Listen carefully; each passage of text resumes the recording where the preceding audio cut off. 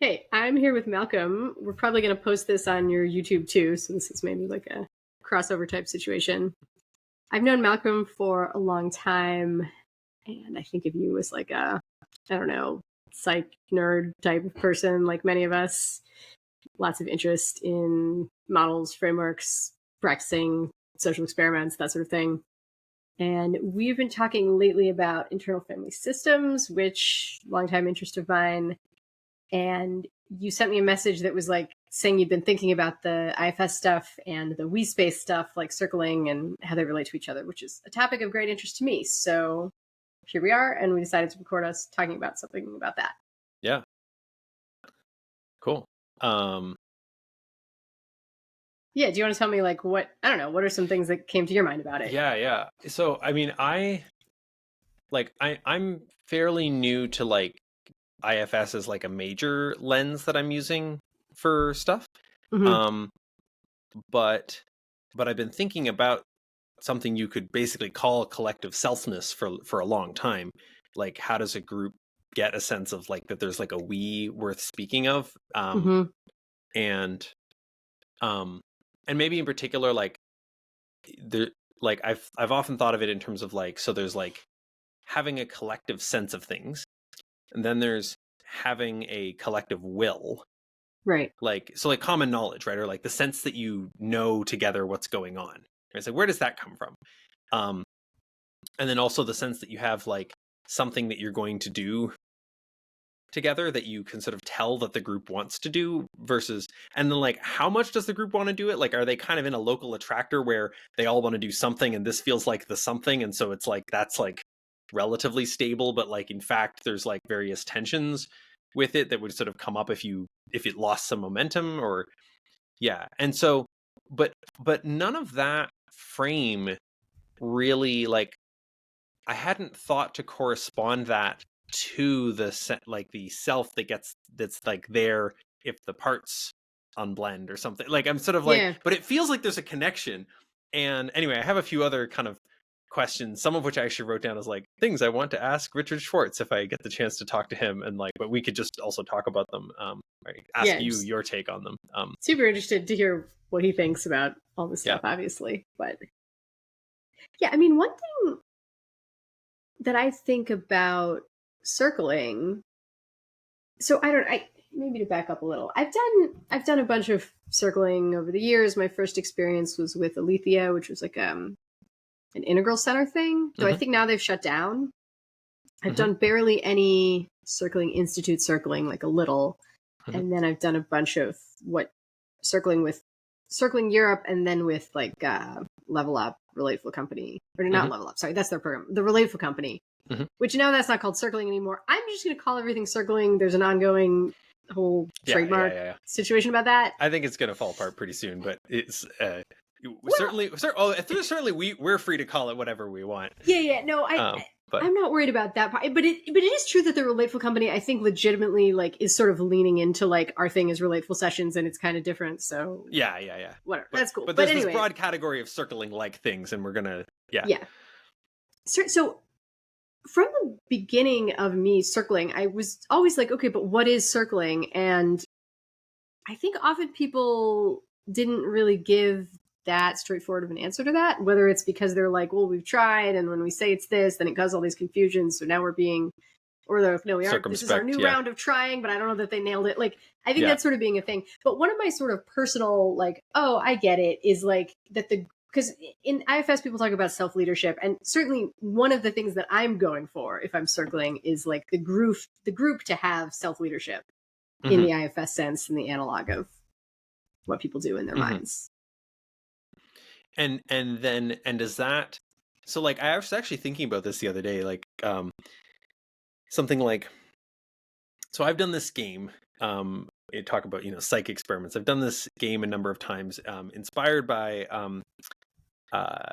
Anne-Lorraine Selke and Nathan Vanderpool, I think, Alfred Kong. I don't know, a few folks. I don't know kind those of people. Yeah, there's some European, vaguely, part of Twitter. Oh, sorry, I do recognize. Never mind, I take it back.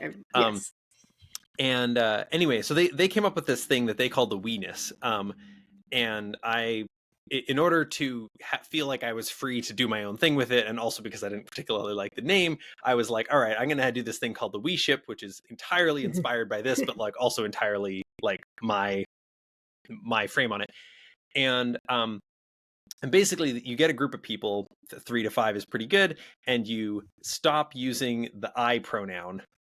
And you stop saying, like I, me, my, mine. You stop referring to yourself by name or each other in the group by name. Yeah. And you also stop saying things like this guy. So there's sort of no way to refer to yourself. Okay. And when you do this, and so you start sort of talking in terms of we. And my experience of doing this is that it can create these really trippy like collective consciousness effects. And one of the things that I like about it is that unlike many other ways of getting collective consciousness experience, this one is clearly unsustainable. Like people will come out of circling and go, we should be circling all the time. Like, and various other things. But this one's clearly unsustainable. So it's like very clear, this is going to give you a taste of something. Yeah. But like you're actually kind of inventing a self that's incapable of doing parts work, and that's how I've described it to some people at times. Interesting. You're like you are preventing individuation in a way that is not healthy to do long term. But you also find other ways to allow things to arise into the collective space, and so people, after sort of realizing that when they try to say, for instance, like. So they'll try to say something like we're confused, or like we're angry or something, and the other people will kind of the rest of the we will kind of be like yeah, or like even like say ow, which is like the thing that you say if someone says I. Like people, if someone says I, well, ow, like you diminish the we says ow, right? So this is collective, like, oh, you split the we. So someone will try saying something like we feel angry, and there'll be this like response, and you end up with constructions like you can say something like part of us feels angry, but that sort of ends up doing the individuation thing again. So you end up with constructions like there is anger is arising, we include anger, which has this quality of being, we are the space that holds these. Interesting. And so then you can have a lot of fun also, like after the group has sort of formed enough of a collective sense of self, you can then go interact with other people right, as this collective. And you've tried that too. Yes. Nice. Yeah. And at one point somebody tried to individuate us, and we were like, we don't like that. And he's like, well, what if I do it anyway? And like the 4 pairs of eyes, turned and glared at him, and he was like, sorry, okay.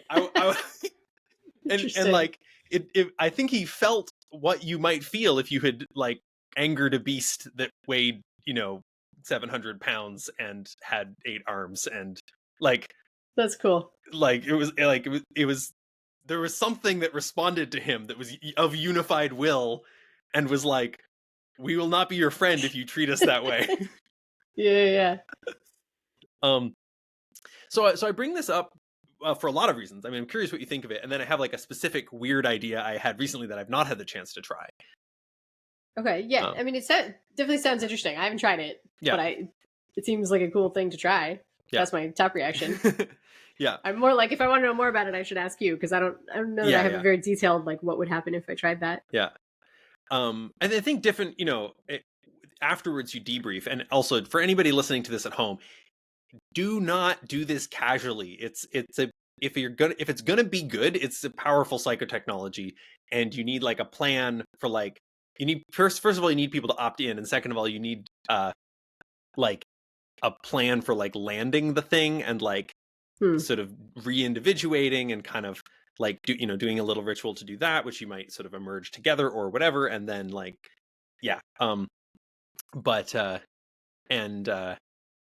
but yeah, so when you go to debrief it, you'll discover that like different people are having more or less of like an actually like altered state kind of trippy experience, versus are kind of like playing along with the rules, but like they still sort of feel pretty separate. And and that itself is interesting because you can have an experience of like, if someone's playing along by the rules sufficiently, you kind of feel like bonded with them, like they're part of you, but they don't feel like you're part of. So like that's an interesting experience that can be possible, right? Mm-hmm. Although I think in general it would go, it would tend to go deeper if both people or whatever are, yeah. Anyway, the trippy idea that I thought of was, so one of the main differences between if you treat them as sort of forms or practices or whatever, one of the main differences between the we-ness as it's presented, they have a PDF on this, I can link it below or whatever. So they have a really slow induction process. They're like, first talk normally, then after 20 minutes, like stop using the word I, but you can still say me and my and mine. And then after another bit, stop saying those words. Like they're like really gradual. And for the kind of people I hang out with, it's like that doesn't feel natural. It feels like, why am I hanging out in this weird liminal space where I have a self? Like if I'm gonna stop talking with I should stop talking with my. Like this is not. These are the same concept. So I basically, experimented with sort of doing it much more rapidly. And the third and I think most recent time that I tried this, I actually just like had a little meditation bell. And after everybody sort of who was there agreed that we were going to do this thing and talked a little bit about how it was going to go, we just went around and said like, goodbye for now, Malcolm. About everybody. Yeah. Malcolm would say goodbye for now, Malcolm, and then everybody else would repeat goodbye for now, Malcolm, and then we would go bong and ring the bell, and then we would just went around in a circle.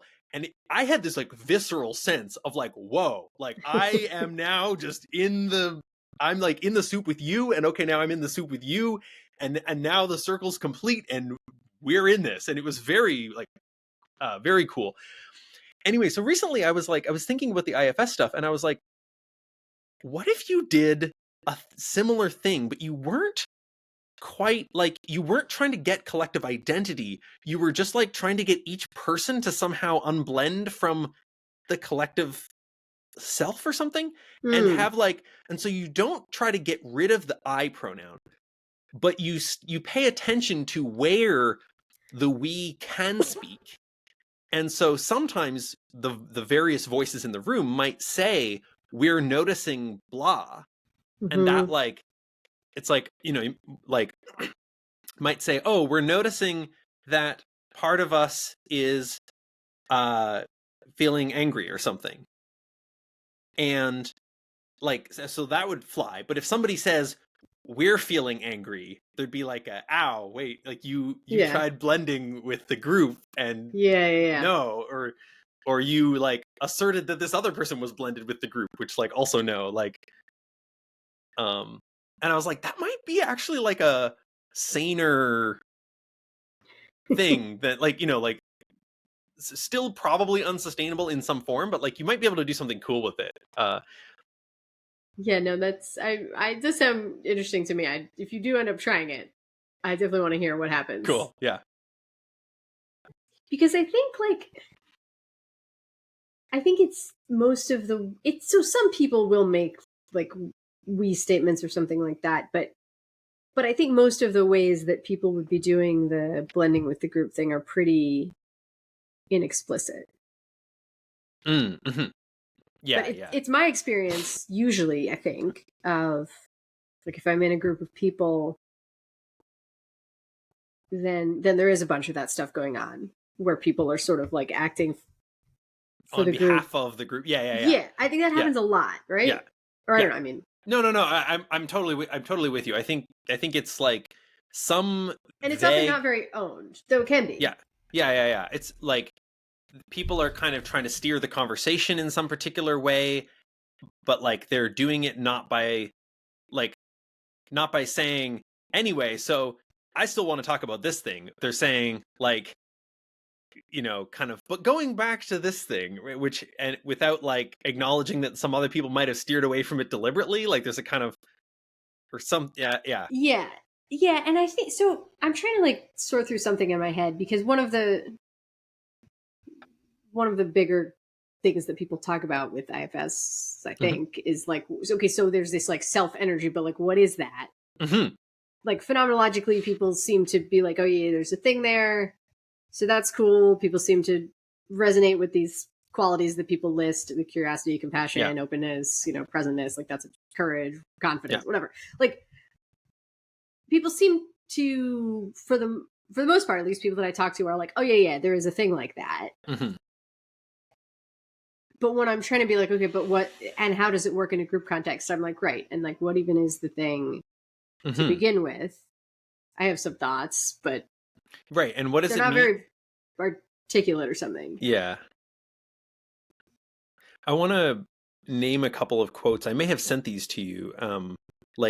So I was listening to some podcasts of Richard Schwartz. I think he also says this in No Bad Parts, which I've been reading. And one thing that he says is like, the whole thing is fractal. Like, especially when he's working with people with dissociative identity disorder, he's like talking to the alters who have a very strong sense of identity that has, and about as much as a person does, right? And they have selfness with respect to their parts, right? And I think he even said he once found something 2 layers deep. Interesting. I forget if he said that. Maybe he alluded to it. I don't know. And so he's like, yeah, the whole thing's fractal, and it sort of extends upward too. Yeah, no, I definitely remember reading some Dick Schwartz book and him being like, well, but sometimes the bottleneck is not in the internal system. So like you can do internal work, but if the larger system that people are part of, it might not get very much of anywhere. And there's a boring interpretation of that, which is just like, yeah, you're not like dealing with an emotional flashback, you're dealing with a present like abuse or whatever, right? Like that's kind of like the boring version of that. But like if the principle actually extends upward, like if the IFS Self principle extends upward, there's something like a little weirder going on. Or because then it's like, yeah, what is this selfness at the group level?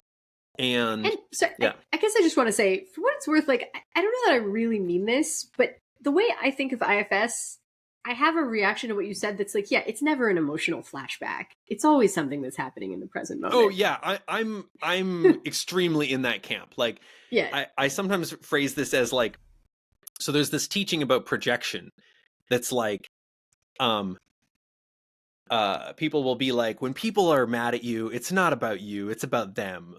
And like, there's an insight in that. But I call that the projection 101 insight. And then I'm like, and then at projection 201, you realize that you're not a victim to their projection and that it is also 100% about you. Like, it might be that that this is something they project on everybody, but usually if they're projecting their like kindergarten teacher onto you, there's a reason they're projecting their kindergarten teacher onto you and not their dad onto you or their mom or some other person. Like there's some, whatever projection they're in is somehow you are participating in it as like a compatible target of that projection.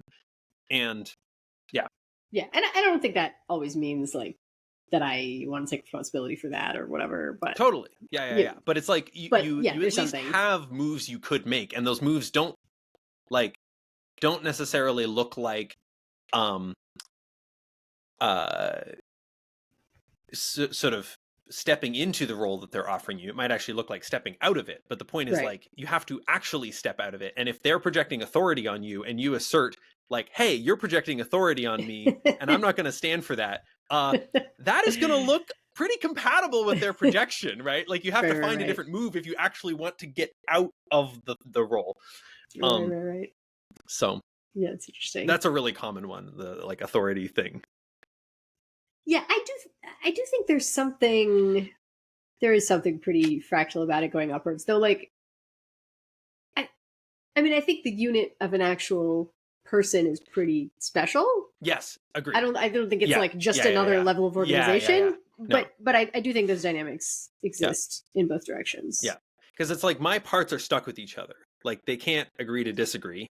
Or like they can't, like if you want to work out, they can't go their separate ways. Yeah, they can't go their separate ways. Like if you want to work out and I want to sleep, there's no problem. It's just, you work out, I sleep, And if we have something where we kind of want to go out for food together, but like we have different preferences, it's like, well, we could eat separate restaurants. We could even go to the same restaurant, order different food.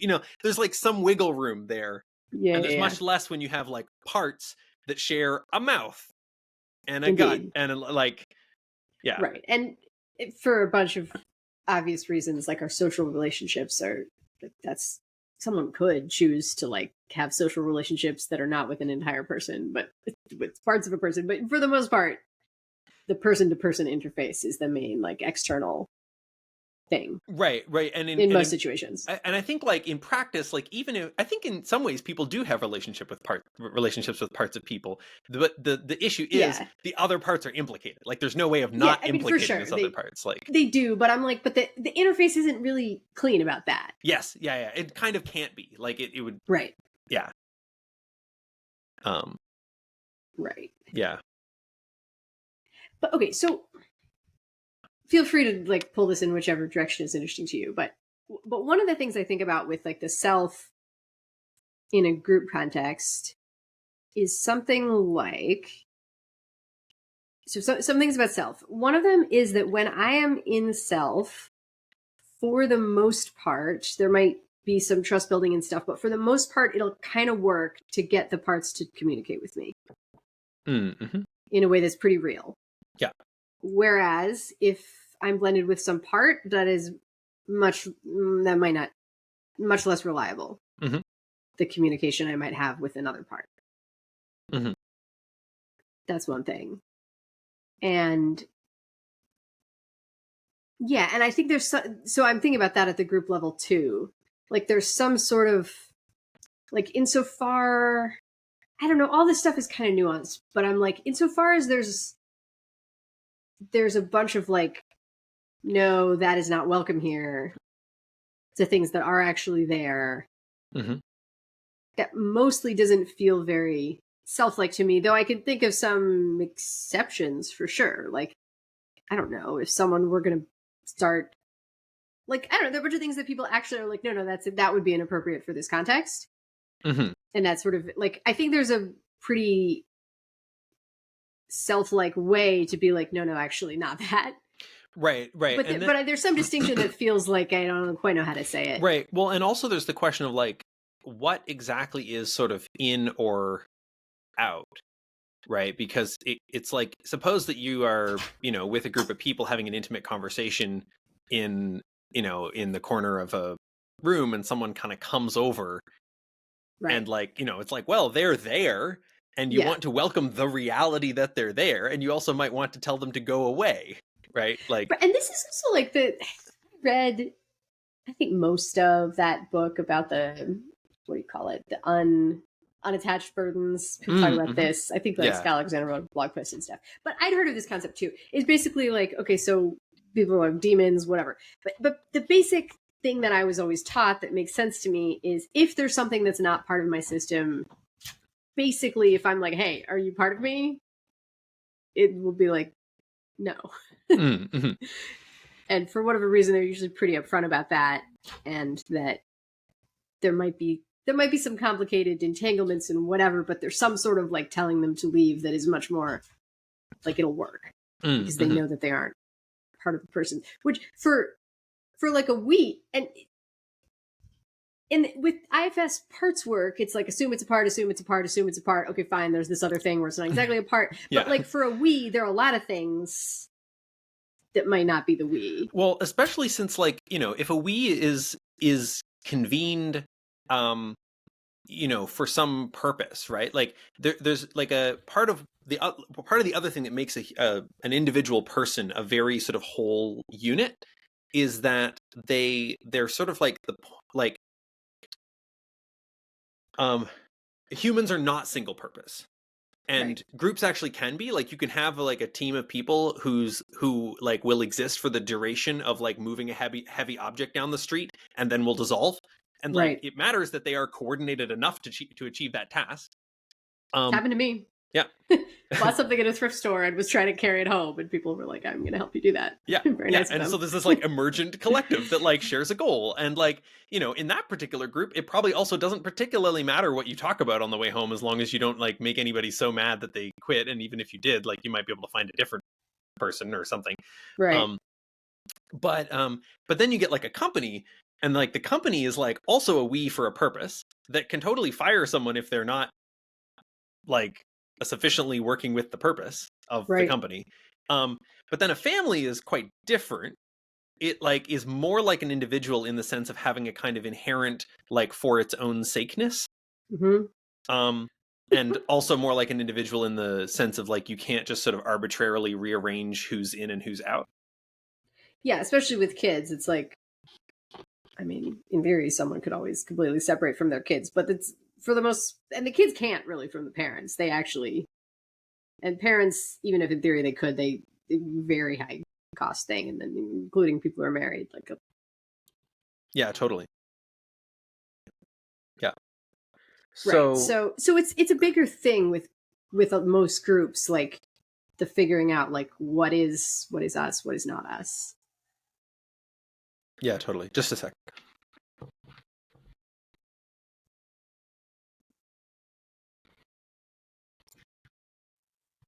Cool. I'm just grabbing some water from the other desk.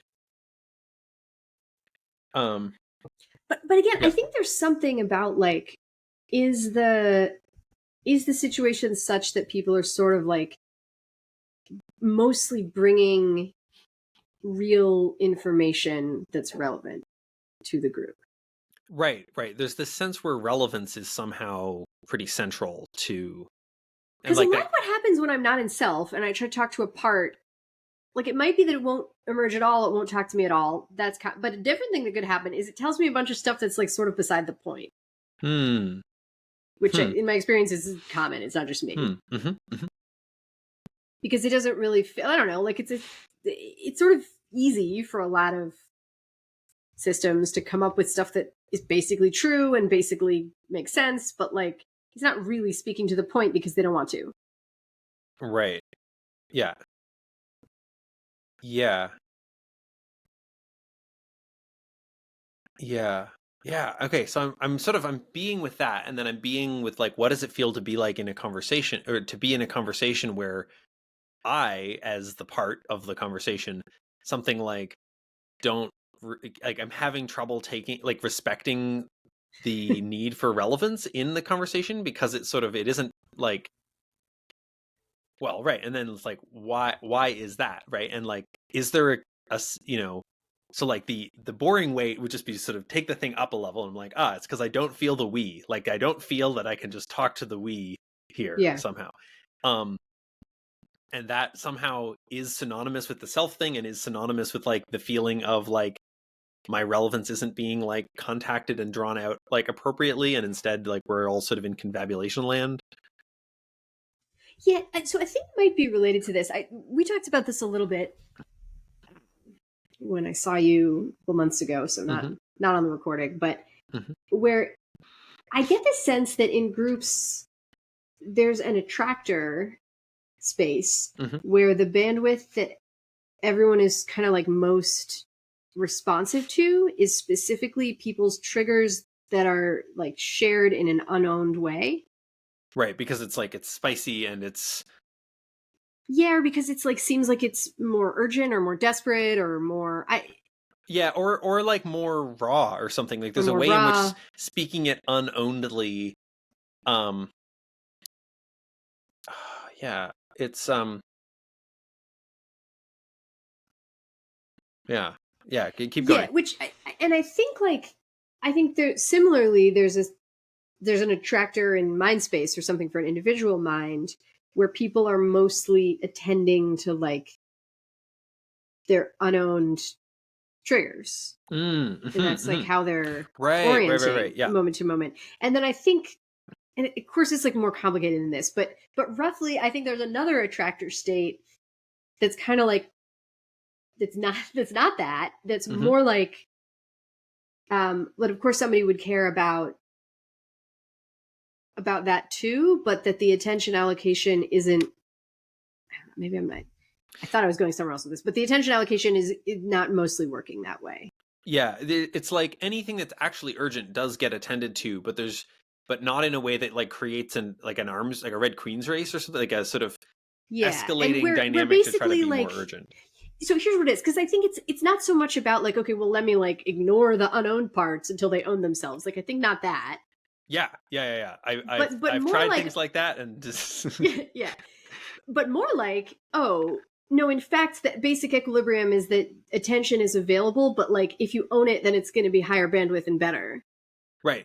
Yeah. And so that like that's what people would do more. Yeah. And it's right. Like, so I've I've had experiences in contexts where, and I've been trying to figure out how to even talk about like what was happening there, right? So like I spent most of my 20s, as you know, living in a kind of culture incubator experiment thing that was a little bit like, what if we did circling 24/7, although it was also very much not like that. Mm-hmm.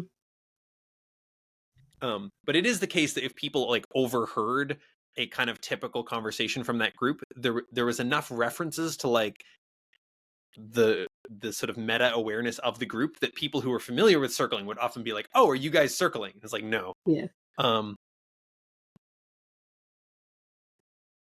and one of the reasons we weren't is because we were trying to do this 24/7 thing, and that just has a different quality to it. Like, Mm-hmm. circling involves setting aside some things for a while.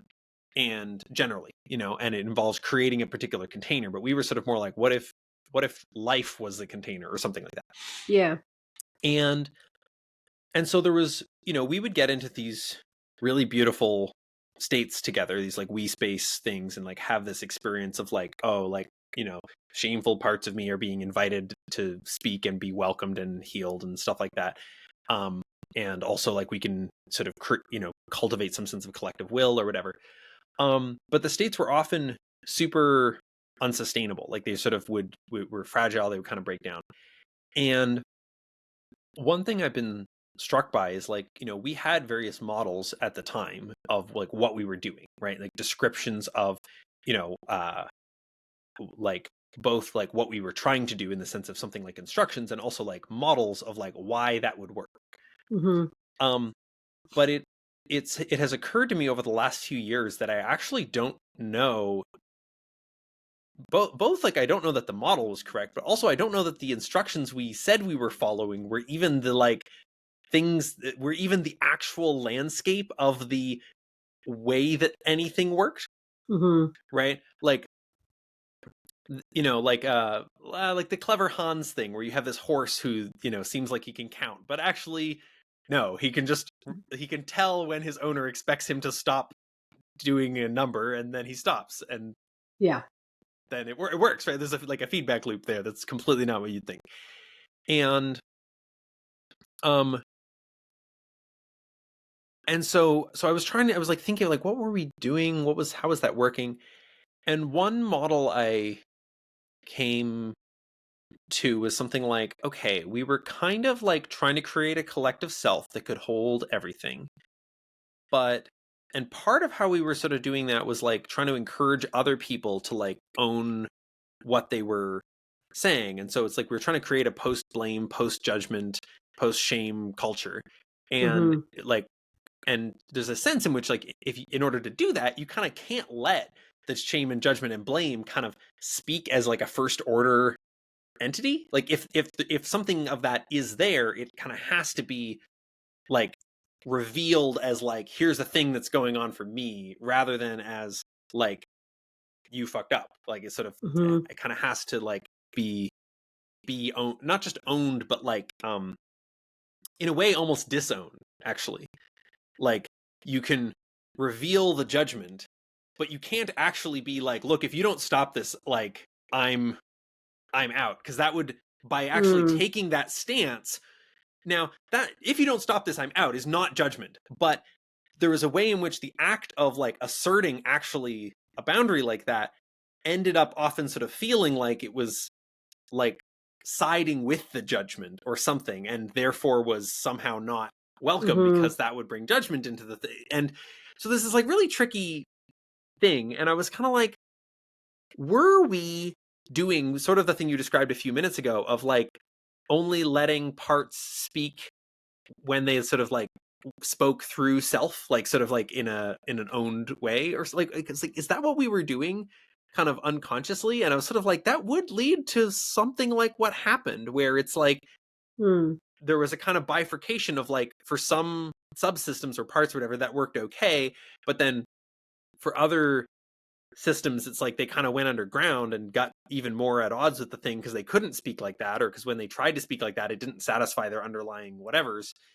I was like, I forget where I'm going with this, but yeah, no, it's interesting. So this, I don't know if this is going to be a tangent. With a thing that I think about a lot. I keep writing and rewriting a blog post about this maybe one day.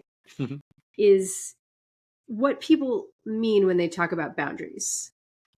Because like you gave an example of like, if you do this, then I'll do that. And something that I don't know, like I'm often on about is that I know that that's a thing that people are like, that's what boundaries ought to mean.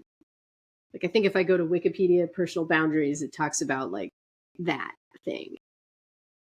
But I think that that is sort of obviously not what boundaries mean to people. And I think it's like a thing people add onto it to try to evangelize some virtue that I also think is very important about people like focusing on things that are under their control. Mm-hmm.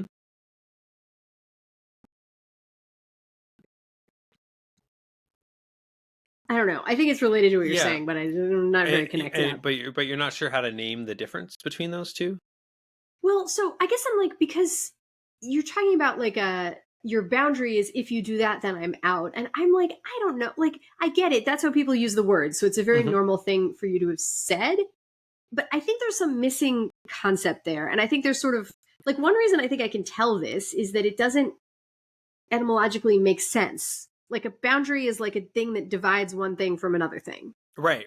And so if people are using the word boundary to refer to like a policy that they've calculated that they think will policy, yeah. I'm like, okay, like that seems very healthy to have those sorts of policies, but I don't think that that's like what people were going for when they started talking about boundaries. Yeah, I mean, I don't know, to sort of like just play devil's advocate a little bit, it's like, okay, these are the borders of my territory, and if you cross them, I will something. Yeah, totally. Right. So, but if I were like, the boundary of America is like that, Oh, the ICE policy, I'd be like, no, but like, yes, like that's for sure a real thing. That's how the boundary is maintained. Right. But the border itself is this line. The border itself is a line. Yeah. Like, yeah, totally. Yeah. No, I'm with you.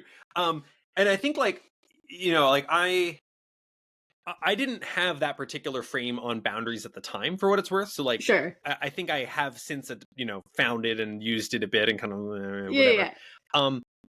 And it's also, of course, like, yeah, it's really slippery when it, anyway, where was I going with that? I think part of what makes it tricky is that like, there's way too much uncertainty about like how much, like where the actual leverage is or something. Like, it's like you really want to say, no, you don't get to do that. But sometimes there isn't a like thing you can do that sort of solves it on your end. It's sort of like, okay, maybe eventually I'll break up with you or whatever the thing is, but not today. I'm actually willing to have you do this a dozen more times, but not like 100. Right. And somewhere in between is like my limit. I'm not sure where, but can we talk about it? Like, but like, yeah. And I want you to feel how much this sucks for me. Like, is actually what I'm trying to do right now, not per se get you to stop, right? Like, this is. Yeah. So right. I think there's an essay that I like a decent amount by David Friedman. I mean, or maybe a lot. I think about it a lot. It's just I keep hoping it'll like tell me a little more than it actually tells me, but I think about it a lot. And it's about, I think it's called A Positive Account of Property Rights. Mm-hmm. And he's talking about basically that, like, yes, there are various legal mechanisms for enforcing people's property rights, but also like these things emerge in like a relatively bottom-up way. And that there's such a thing as natural property, which is like, I think he'll say some things like, for example, like my arm, I can move it like just by thinking about it, but like your arm would take like overwhelming force if I try to move or like persuasion or something. Like it's much harder for me to like do anything with your arm than with my arm. ditto, like I have a safe with a combination that I know, like what, like a bunch of things are sort of my Right. That's natural sort of property. obviously yours. Yeah. Yeah, even absent any legal thing. And then also like there's a moral layer that gets built, I want to say on top of that, but like maybe in concert with that or something like that. But the point is the moral layer is actually separate from the legal layer. The moral layer is separate from the legal layer, is separate from what I would call the natural property layer, which is sort of about I don't know, like might makes right, if any, like not exactly just might, but is more about like what people can logistically enforce. Yeah.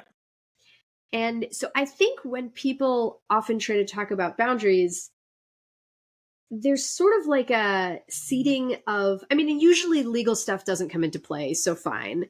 And I think people mostly talk about what is, and implicitly are trying to refer to territory that people have in like a natural property type of sense. Like people's territory is is defined as what they can defend or something like that through some sort of particular types of defenses, but not others. But I'm like, okay, but there's also a moral layer. And I think to me, it seems morally nihilistic to try to act like my territory is only that which I'm willing to enforce that way. Right. Yeah. It's something like, if we are anything resembling among friends, then like I'm not gonna like sort of steal your breakfast, even if I could maybe get away with it, like, because that sucks. Yeah, and I think like there are, like, in fact, people have pretty intact moral and ethical or whatever intuitions about like not like, even if nobody's gonna shun you for doing it exactly, people there's a collective sense of like that's wrong. Yeah. And sometimes I think people want to appeal to that by being like, I would like you to know that I believe it's wrong you did that. Right. And I think, yeah, part of where it gets complicated is that there can be an unowned quality to it, where if somebody just asserts that's wrong, and it's like, well, no, we don't get to like make those assertions for free. Right. Because if we do, then we get the other, some other and kind of red really legitimately disagree, race. Right? Like in some cases. Yeah. But I think totally giving up on making these sorts of bids to have moral considerations enter into it, I think that's going too far. Yeah. Cool. Yeah. No, I'm basically with you here, and I'm excited to see this blog post or whatever. Thanks. Yeah. Well, so, and the way I think this relates to me to the WeSpace stuff is I'm like, well, the WeSpace I think does have its own territory. Which is sort of about like, which is kind of the same question as what is and isn't a part of it. Right. Okay. Right. So there's, yeah. And but it's not fixed, but there is something resembling a collective sense of what's in and what's out. I think so. Yeah. And I think it partly has to do with what it can defend, but partly it has to do with like, what can it defend given the landscape of moral intuitions about what ought it to be able to defend. It's not just what can it sort of like, physically like defend, if the person, if you, the thing you were saying before, like if people are having some whole conversation and it's like kind of high context and then somebody walks up to it, like I think, whatever, it's like it's indifferent. It depends somewhat. Yeah. But I think for the most part, people kind of get it about like, oh, I see. Like if you're, I don't know, there's some things where it seems like I ought to be able to join, and there are other activities where it seems very fair that I not be allowed to join. Yeah. And there's something about like, I imagine there's something about development, both like personal development through whatever, Piaget, Keegan type stages, and also cultural development, vis-a-vis spiral dynamics or whatever, where like your sense of what sorts of like, what kind of depth of like mutually simulated fairness are possible is like it becomes more rich and complex. That seems very true. Yeah. And so it's like there's a kind of like, and then in the absence of that, you're sort of like, well, either I have to like if you're relating to a person or to someone from a culture that sort of is not at a particular level, then you kind of have to make your appeal in terms that will work for them, which almost like at the very bottom is just natural rights. It's sort of like, and even like chimps or whatever are like a stage above that. Like I they think have so. some, Yeah, they I have think like even fairness like intuitions and stuff like that. I think a lot of animals are, even the ones that are less sophisticated than chimps.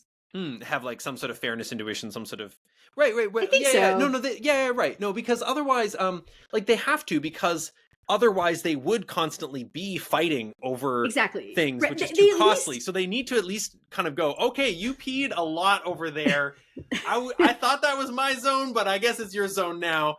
And like, and so even though they haven't been right. physically fought off, they're like respecting that there's a lot of pee there, and they're like, all right, cool. And like I think, you know, there are many species where like the males of the species fighting over the females of the species is like a big thing and a big cause of death.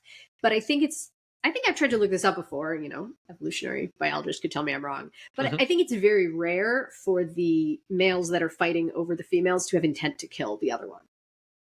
I think the equilibrium where like somebody wins and then we both back down is strongly preferable to the sort of on the species level. I think so, yeah. Yeah. So and I'm like, it feels like almost connected up in my head to like, okay, there is a self, and it only sort of makes sense to have a self if it's like of what? And that with a person, it's kind of pretty obvious. Kind of, there's this like physical person that's like pretty stuck together. Yeah. I like self of what? Like, there's something neat about that. And so then the group, then question mark? I don't know. Giant question mark. I mean, like it's like, and I think that, you know, to varying degrees, right? Like you can think of a group as like some groups are in some ways like attempting to actually be the external self of one person. Oh, like, yeah. Sort of. I mean, that's a very rough way of saying it, but I want to just blurt out like, yeah. Like there are definitely groups that are not trying to do that. Like you're in my conversation right now here. Definitely the explicit frame is not that. Like sure. it's a we're two friends who are chatting. Now, if we're doing an IFS session, there's actually some subtle ways in which like the person facilitating and the person not facilitating, there's a very asymmetric relationship there. And there's a little bit of like everything is sort of happening sort of for the behalf of the selfing of the other person for the duration of the session. Right. And that's yet a different thing than like if you have like a guru who is like sort of creating an extended whatever in their spiritual whatever. And that's yet a different thing than you just have, like, you have a team leader who's just like, yep, we're going to do the things like, that I want to do. I'm a guy who's hired. I have a company and it's to achieve this is my family office. We're doing what I want. You guys are here to do that. Yep. And so there's some way in which like in a couple of those, there's a monetary flow that's like, hey, can my will be extended even further into like the collective sense of what matters here because I'm paying you. And sometimes that looks like I'm paying the expert to like act on my behalf, or the paying the facilitator to sort of self on my behalf. And then other times it looks like I'm paying all these lackeys to like take care of things, and then there's variations thereof. But then there are others, and the sort of the guru thing that I gestured at is like kind of an example of that. But like you could also just think of like a parent, like a sort of narcissistic parent who's like always getting the people into their drama, right? Like a sort of getting everybody roped into their drama story. So then if we go to circling, it's like, okay, what's happening there? Like certainly, a birthday circle, right, is an interesting example of like it has. For anyone who doesn't know, there are roughly two types of circles. One where the focus of the circle is a single person, and the other one where it's like the group itself is being circled. Yeah. And so it's like, if you have a single person being circled, there's a way in which like you're kind of expanding their self, maybe, I don't like, or something like they certainly at least are being invited to exert asymmetric influence on the thing, and that's like been agreed upon. I'm not at all confident that any of the ways I've referred to this are good, but like but then if you take a freeform circle, then it's like, right, I mean, you said it's the group itself being circled. I've heard that description. Yeah. I like that. I'm not sure if I've heard that one before. Yeah, and And also, like, a thing I remember I did a circling training once where the guy running it was explaining some stuff, and I was like, okay, typically there's someone like leading the circle, and I was like, so how? But also, like, we're all leading the circle. This is sort of the paradigm. Surrendered leadership stuff. Yeah, at least in the then Circling Europe school of things. Yeah. I was like, okay, so but how do like what's the diff between I'm participating in a circle and of course I'm bringing my leadership and I'm leading the circle. And I'm sure he said something. I think the part of it I remember, who knows what he really said, is him being like, yeah, it's like that, but more. But I'm like, I don't feel totally satisfied. And again, he may have said something that I just forget. But I'm like, this has often been like so it feels different to me when I'm leading a circle, absolutely. But I don't think I've ever been very articulate about what's up with that. Yeah, I think one way in which it might be a little different is like, I'm thinking about like positive space and negative space or something. It's like if you're leading the circle, there's a way in which like your conception of what you're doing involves kind of going in and drawing things out or something. Whereas if you're not, then there's almost like a sense of like you're only going to take so much leadership before you sort of feel like, well, I guess let's find out what the thing will do when I reach the limits of my ability to sort of steer it with an amount that feels kind of fair to what we've agreed or something. Okay, so that part about fair to what we've agreed, I'm like, that seems interesting, but can you say more about that part?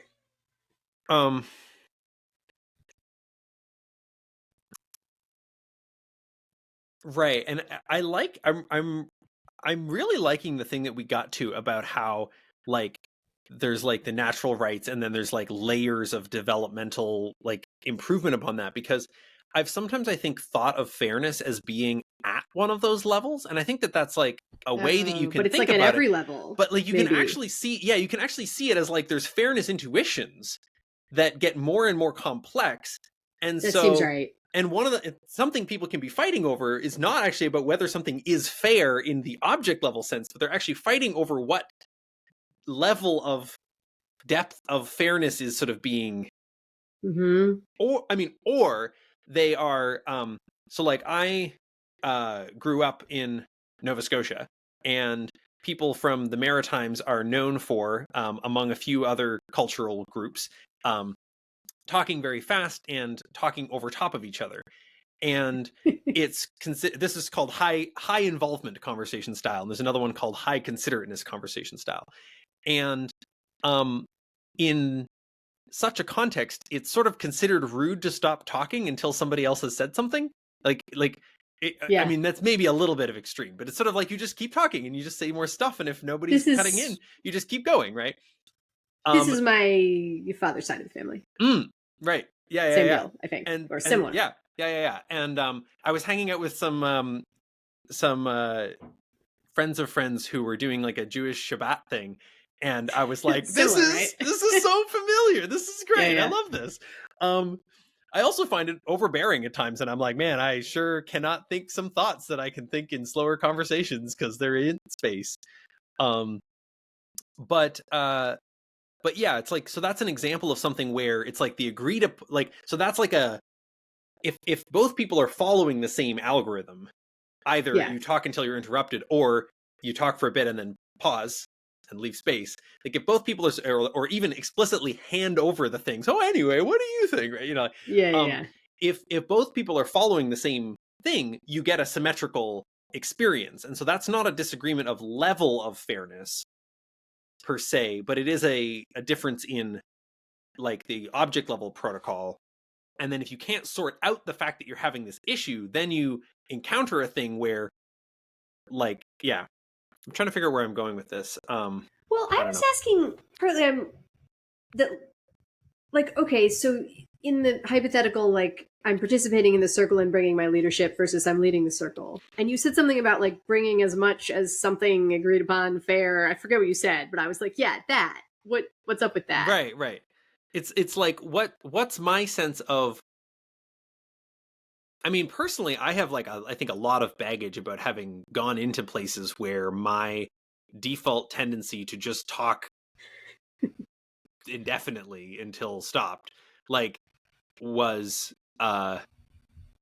like got people very angry at me and caused them to think I was selfish or think I was, whatever. And so I have like some, I remember being in this authentic relating party thing, or some sort of thing like that, and there being this circle and me sort of being like, can I, or there being this sorry, not circle, people were sitting around in a circle and you could kind of Sure. go in the middle, and like then you were the focus of attention while you were in the middle. And I sort of like went in and I sort of sat there and I was like, how long can I sit here? Were you Like, not supposed to talk when you were in there? Is that some of no, it? no, no. But I was sort of like, but there was a quality of like, what, where does people's buy-in for me being here come from? Like, if I'm Yeah. not being Right. interesting,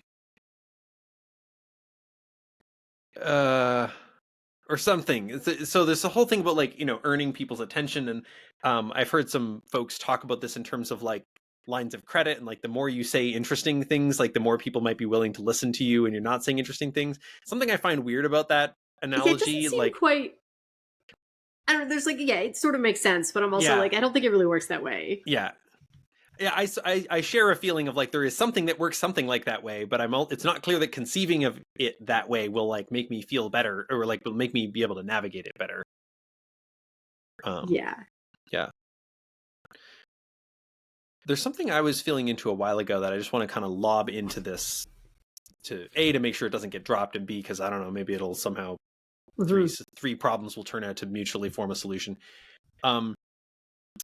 Which is something like so when I started talking about like the experience of being part of this group that was sort of trying to create this post-blame culture, and how it was ending up with these tangles and oscillations and stuff. One of the things that I kind of realized in the course of my differentiating from our way of doing things there and striking out on my own was something like, no, you really do need to proactively welcome things that are expressed, like even when they're expressed in ways that you don't like. Because if you don't, you create this dynamic where you're going to be systematically excluding like certain things. And this felt related to the thing that you were pointing at, around like attention is available, but you're not like, you're like, attention is available, and like it's going to be way higher bandwidth if we can sort of do it in an owned way or whatever. Like, I really like the that appeals to something that's like, on some level, I want to say it's like the natural rights thing or natural property thing. It's like you're saying like, I am not going to demand of you that you talk to me differently in order to get your needs met. And like, I want to like continue nudging you to talk differently because that will let me meet your needs way more efficiently. But there's like a not punishing you until you do. And then I guess the puzzle is something like that can still feel like punishment from the other side or something. I don't know. There's a whole other conversation to have here too, but yeah, no, I I want have to talk thoughts on about that, but I'm reinforcement like, and stuff. but also there's a thing where I think that's like one sort of paradigm that has a lot of advantages. The like attention is available, the higher bandwidth. But I'm like, but there's some types of people's attempts to get what they want that more like break the container such that I can't have that orientation towards them because it's self-defeating. Like, for example, if someone, like the most obvious one is in most contexts, at least with adults, I'm like, if somebody starts with anything like physical violence, I'm like, nope.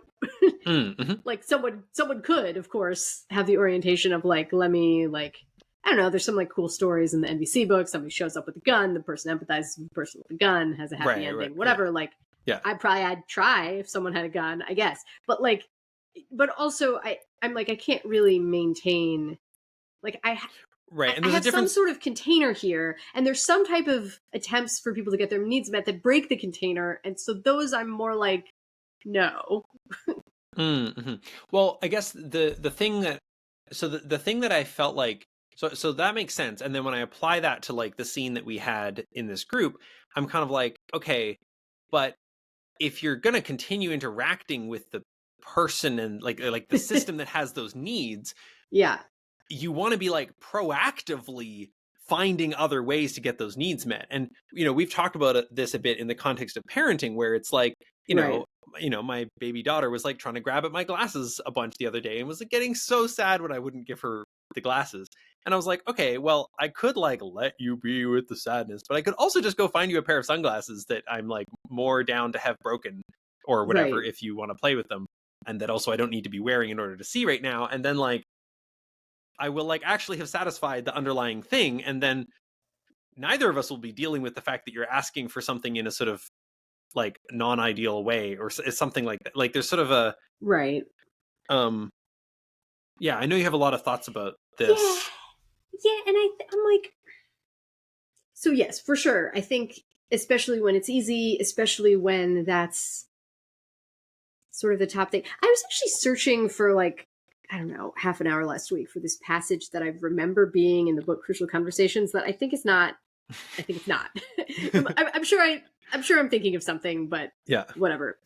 In this fake passage that was not in the book Crucial Conversations, they're talking about, because that book, I like it. I don't agree with everything in it. I think it's a pretty good communication book, and it talks about like, and this is sort of what I was trying to say about self and sharing relevant information. That one of the major metaphors of the book is that there's this like shared pool of information, and the sort of the goal of conversation is to get like the relevant bits from the people into the shared information pool, and that there are various blockers to that. And it talks about like silence and violence as being basically like blockers to getting information into the shared pool. And that's mostly the paradigm in the book. And it's mostly about like, here are let's say somebody comes in upset. And I think it's one of those books, maybe almost all communication books are like this, that are kind of like, who cares about what's fair? This book is about for the person reading it. Do everything you can to make the conversation work well. Which I think is very helpful and is also not always the only thing I care about, especially in my more intimate relationships. I am like, no, but if I'm not personally willing to like be doing 99% of the work or whatever. Yeah. Or like, like sort of, but I'm also like, is that even the right way to think of it? I do know that sometimes I'm like, I want things to be reciprocal in various ways, and I don't even, anyway, sorry. This is, but one of the things that I remember the book saying that I think it didn't actually say, but it could have said, is that there are some things that happen, like physical violence in most cases, where it's like, no, like I don't want to talk about the object level until this new thing is resolved.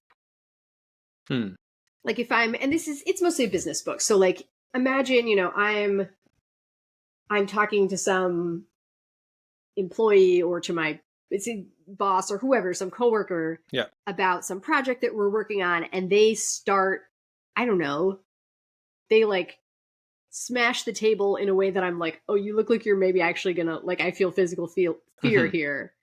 I think with the book, sorry, not the book, but I'm like, I think there's a thing that's like, okay, now that whole object level conversation is on hold, and we have some other thing. And I don't think it applies as much with a baby. Maybe I don't know. It could.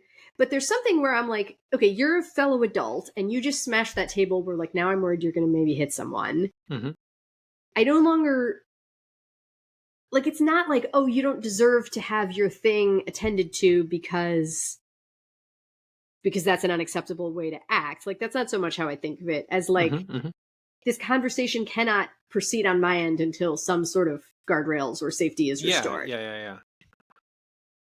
I feel like I'm trying to like connect all the dots here. And I'm like, so I think for me, there's some dot I keep trying to connect about like self of what, and it has to be self-sustaining in some way.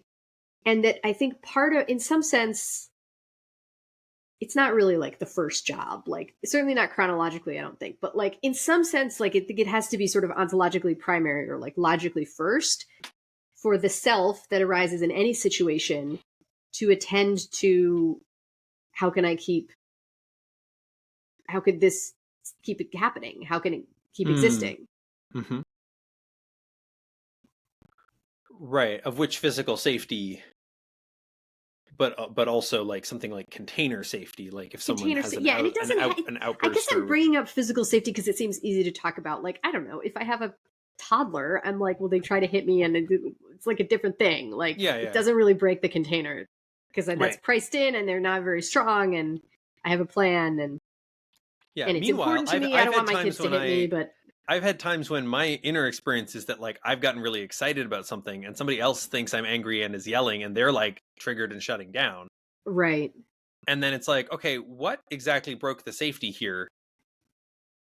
Like, and like if we assume that I'm not introspecting poorly and that in fact I was just excited and not like angry, sure. which is an assumption. I don't know that that's always true, but then it's like in a way, like what broke the container was that this other person couldn't like handle my excitement without feeling unsafe.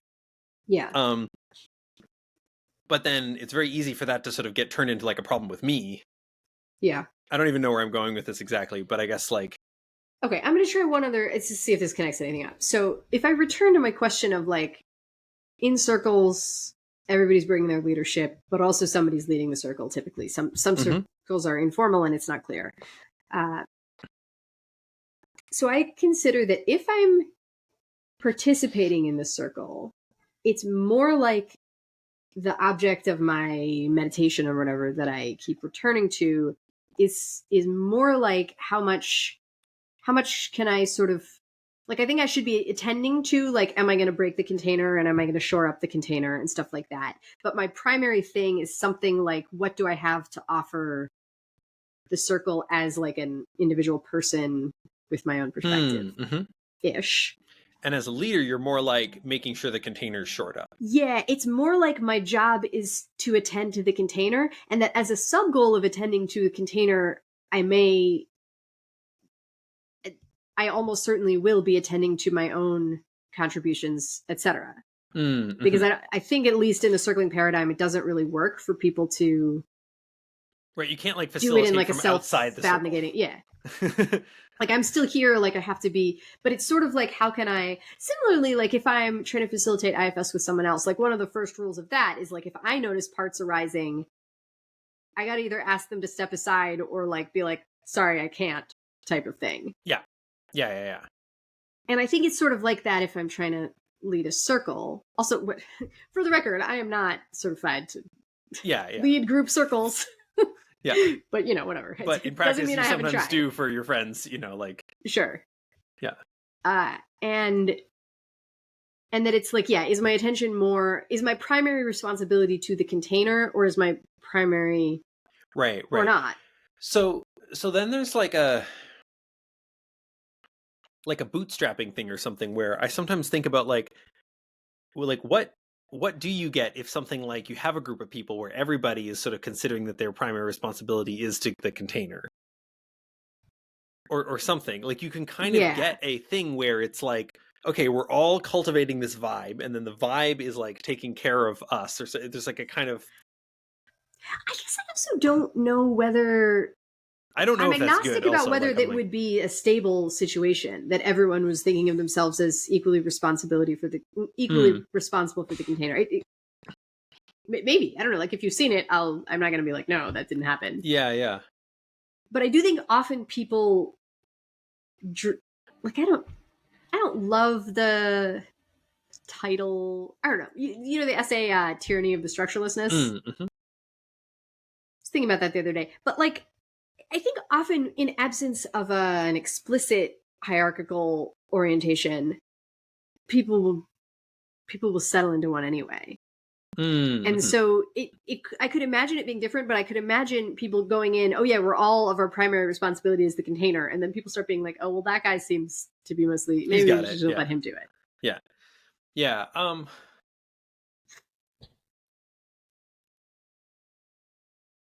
I feel like I've tasted things a little bit like this, but that doesn't mean they were like, again, sustainable or like worked that well. Yeah. But I think they like kind of did some cool stuff for a while. That's kind of like I don't have a Yeah. super clear memory of it here. Also, I want to be respectful of your time. I think this is about as long as you said you wanted to go. I don't know if this feels like a very natural stopping point, but I'm thinking we should at least like wrap up. Yeah. I think let's kind of head in towards wrapping here. I feel like there's still like a lot of open questions. I feel like good about what we've explored. And something like if I think about like self as like a thing, and then there's like selfness, yeah, as like a phenomenon or like a thing that is more of an event or more of a an equality, an adjective or something. It's sort of like, okay, so like, because like, you know, you can have a very temporary conversation between two people who are not going to interact much more that still like has a really strong collective whatever. Like one weird data point in my like many experiences of collective whatevers was like the day after a EA Global, my throat was so sore and I wanted to hang out with this guy, but my throat was so sore that I was like, I can't talk. Like we could just hang out and co-work in silence or something. And he's like, let me show you some throat exercises, like help, you know, vocal things help relax you or whatever. okay. And so we sat across from each other for half an hour. I basically had just met the guy that weekend or whatever. We sat across each other for half an hour by the side of Lake Merritt and did these vocal exercises that involve like yawning and like relaxing the throat really deeply. And we were kind of like making eye contact the whole time. And after about half an hour of that, we were like so in sync and so dropped in together that we spent like the entire rest of the day feeling like twin brothers, like just navigating the world together and being so like attuned and talking about whatever we were talking about. And just it was so intimate. And it was like, where did that come from? Like, yeah, it's cool. You know, and so it's like, and I've basically not seen the guy since then. Like, we hung out a couple more times. We like tried to show it to some other people, but we couldn't induce it again. And it was like, and so it's like somehow that like thing kind of had a collective self. Like it formed in some sense. Interesting about attunement. Is self what allows attunement? Is attunement what allows self? Yeah, like is that an oversimplification? These things seem very related to me. Right. Yeah, and I guess like I don't know, I continue to be really curious about this question of like what is the group equivalent of unblending? Like whether you do it as like a whole like goodbye for now Malcolm, like, you know, a very formal like type of move, or like what, like how. Well, I think some of it is like if people are trying to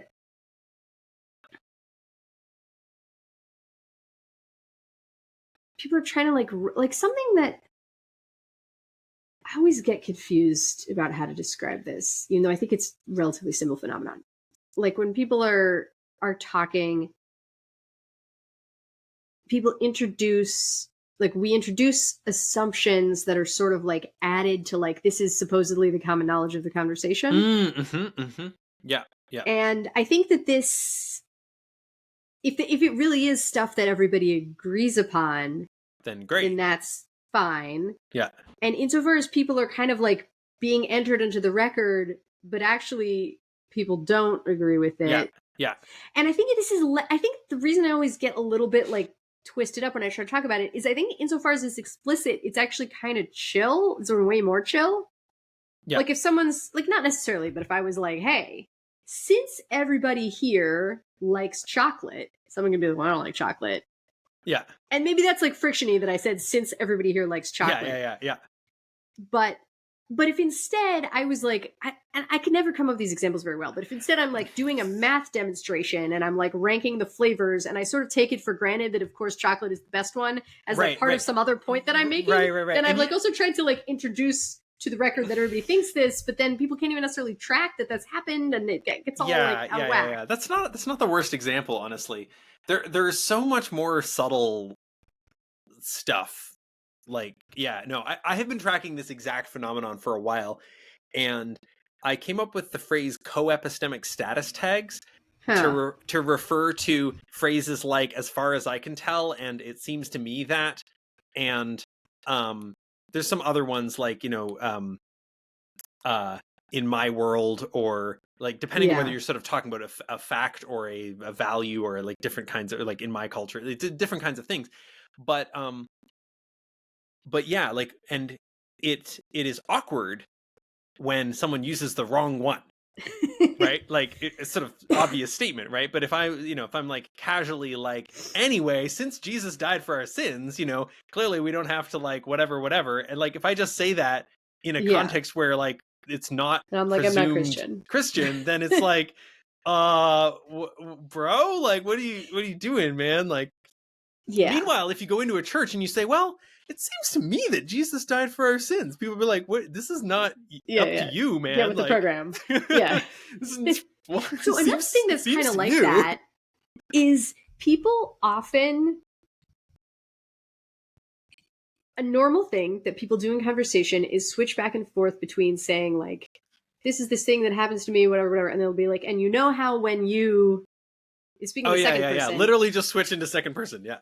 And it definitely, I don't know, like, and I've seen this, there was a discussion on this on Twitter maybe like last month where people were like, nah, this is like good for rhetorical effect and whatever, and people were like, no, but then it's kind of like more psychoactive for me in a way I don't want. And I you know, people can have different preferences about it, but I do think it's a sign that when people switch into the you, that there's something that they cannot take as, or they are not taking as objects, sort of in a group way. That they're like, this is not a thing. My sort of plan is for the group to not take this as object.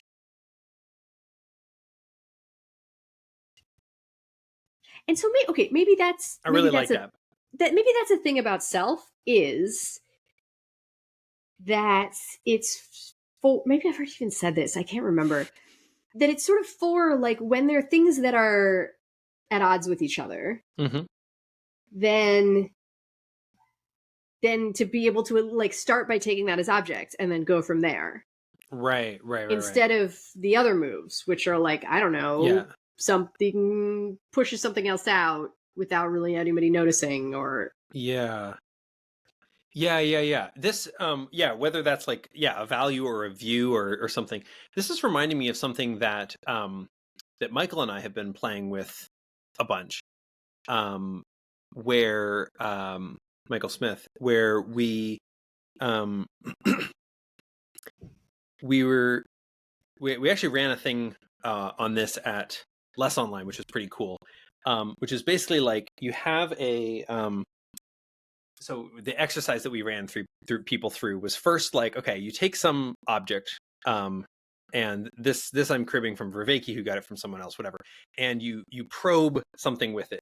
This is actually a bad example because it's part of me, but like suppose I'm like, okay, let me investigate like the shape of this object. Like close my eyes and like I'll investigate the shape of this object. It's like, okay. So when I'm doing that, I kind of extend my sense of self out to the end of here. Totally. Yeah. Right. It's like I'm like, that's where my sensing is happening. And now if I keep making exactly the same movements, but now I'm investigating the shape of this object, then my sense of self suddenly goes to the other one. Well, not necessarily. Oh, like sorry, if this is static, then not necessarily. But my sense of self now sort of goes to the edge of my hand. Right. You definitely could have it. Yeah. You could do two different sort of reverse probes, but for anyone on audio, this is a pen and a roll of toilet paper. I'd say I'm like like holding up a roll of toilet paper and like poking it with a pen, and so it's like the sense of self goes out to the end of the pen, and then it's like when I then start paying attention to like what am I learning about the shape of the pen, my sense of self kind of goes to the edge of my hand, where because now that's where I'm doing the sensing. I'm versus sensing through the pen, and so that's like the prototype exercise to give people a sense of what the hell we're talking about like where does your sense of self go.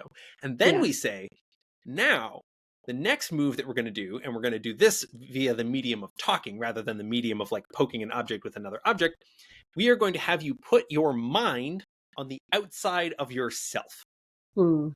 And part of why this is weird is that your mind is actually one of the things that does the tracking of where self begins and ends.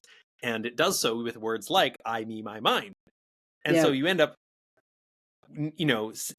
saying when you do this, your mind ends up tracking itself not as me, but as my mind. Right. And so to go through this whole process. And it occurred to me at some point that this is like basically a type of unblending in the IFS. Seems sense. right. Yeah. And sometimes I've even wondered if it sort of handles like, I think the answer is no. The way that we've done it, but like, does that just literally unblend from all parts? Like, if parts are in the mind, and whatever the mind is, right? And I'm talking sort of the thinky part, the left hemisphere, the something, right? There's some sort of, not all of my cognition or experience or subjectivity, but the sort of the part that handles words and reasoning, the sort of LLM-ish bit. Although unlike an LLM, it also like just takes raw input from my intent. But like the thing that can talk without you paying attention. But you could also talk through it by using it to express what you want to say. And then you go, yes, that is what I was trying to say. And there's like a you there who had a thing it was trying to say that was different from the thing that like puts it into words. So I've like, is this the same thing as like unblending from all the parts at once? And I think the answer is no, because I think like parts also includes like embodied emotions and a bunch of other stuff, which like this move is not actually differentiating from those particularly. Yeah. It's like people did use different developmental models. Some of them include a stage called ego aware. You familiar with this term? No. Well, it sounds like it's cultivating that to me. Cultivating the ego aware stage? Yeah. What stage is that? Like, where does that fit in other? Oh, I think I think Susan Cook Reuters maybe has or Lovinger. I'm not very. I don't really remember. Somebody uses this. You could look it up, but I've had people be like in discussions of people point to moves that people made and be like, oh, that's like an ego aware thing, where it's like being able to take as. I mean, I think it's what you're saying. It's like being able to take as object what counts as like how your self model works. Take as object what counts as. Yeah. So right. Yeah. And you're sort of like also taking your mind as object rather than sort of. Well, and I don't know if we totally mean the same thing as. Like, I tried to understand what you said when you just describing what you meant by mind, but I'm not sure I totally got it. Like, there's something when I say ego, jargon is hard. I mostly mean more like a self model that tends to like basically be the external model also. Yeah, there's this like, like when you talk to people, and in some ways particularly rationalists, but also people in general, their I involves like a bunch of generalizations about a self model. Yeah. And that's a very different I than basically having I refer to this animal in this moment. Yeah, and I also think it's different from what I mean when I talk about like IFS Self. Yeah.